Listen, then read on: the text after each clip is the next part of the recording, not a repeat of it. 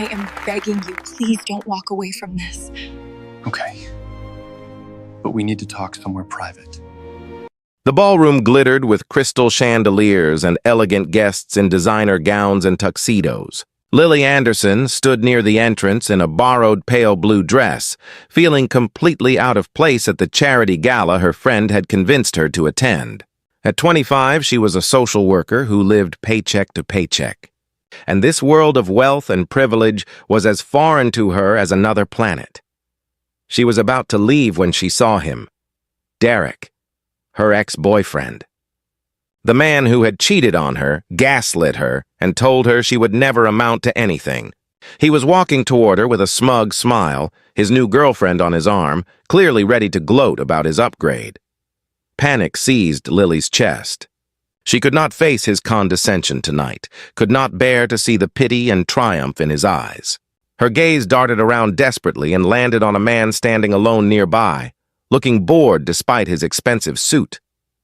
Without thinking, Lily walked up to him quickly. "Please," she whispered urgently. "I need you to pretend to be my boyfriend for 5 minutes. My ex is coming over and I cannot let him see me alone." The man looked down at her with surprise, taking in her desperate expression. He was handsome, probably in his early 30s, with dark hair and an air of authority that suggested he was accustomed to being in control. "Act like you love me, please," Lily added, her voice breaking slightly. Something shifted in the man's expression. Without a word, he slipped his arm around her waist and pulled her close, just as Derek approached. "Lily?" Derek said, surprise evident in his voice. "I didn't expect to see you here. This doesn't seem like your usual scene." "Derek," Lily said, trying to keep her voice steady. "This is my boyfriend, Gabriel," the man beside her said smoothly, extending his free hand while keeping his other arm firmly around Lily's waist. "Gabriel Sinclair. And you are?" "Derek Morrison," her ex said, shaking Gabriel's hand while sizing him up. "How long have you two been together?" 3 months, Gabriel said before Lily could answer. "Best 3 months of my life, actually. Lily is extraordinary." He looked down at her with such convincing warmth that Lily almost believed it herself. "She's brilliant at her work, compassionate beyond measure, and she makes me want to be a better person. I'm lucky she agreed to date me." Derek's smug expression faltered. "That's great. Well, we should catch up sometime, Lily." "Perhaps," Gabriel said coolly, his tone suggesting that would never happen. "If you'll excuse us, I promised Lily a dance." He guided Lily onto the dance floor, his hand settling naturally at her waist as they began to move to the music. Lily was shaking, adrenaline and relief mixing together. "Thank you," she whispered. "I'm so sorry for ambushing you like that. I just panicked." "I could see that," Gabriel said, his voice gentler now. "That was your ex?" "Yes, he was awful to me, and I couldn't face his judgment tonight. Thank you for playing along. What he said to you before, was it true? Are you a social worker?" Gabriel asked. Lily nodded. "I work with foster children, trying to find them permanent homes. It doesn't pay much, but it matters. Derek always said I was wasting my potential on people who couldn't help me get ahead." Gabriel's expression hardened. "He's an idiot. What you do is more valuable than anything most people in this room do, including me." "What do you do?" Lily asked. "I run a company," Gabriel said vaguely. "It's not important." "Tell me about your work." They danced and talked, and Lily found herself relaxing in Gabriel's arms. He asked intelligent questions about her work, seemed genuinely interested in the children she helped, and never once made her feel less than because of her modest circumstances. When the song ended, Gabriel said, "Would you like to stay longer? I'm supposed to be networking, but I'd much rather spend the evening with you." "Are you sure?" Lily asked. "You don't have to keep pretending." "I'm not pretending anymore," Gabriel said quietly. "I'm genuinely interested in getting to know you better."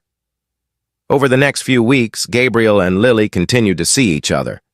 He took her to dinner at restaurants she could never afford, but also to her favorite coffee shop where they sat for hours talking. She introduced him to her work, and he met some of the children she was helping, listening to their stories with compassion that surprised her. It was not until their 4th date that Lily discovered who Gabriel actually was.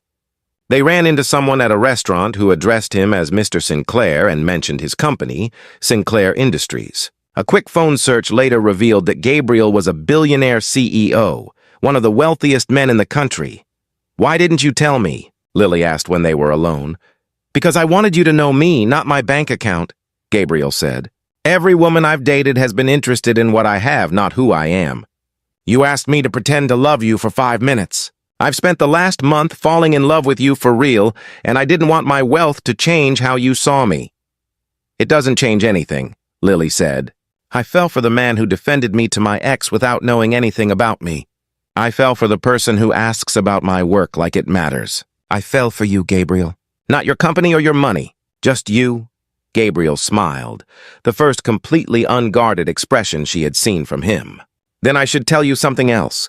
That gala where we met?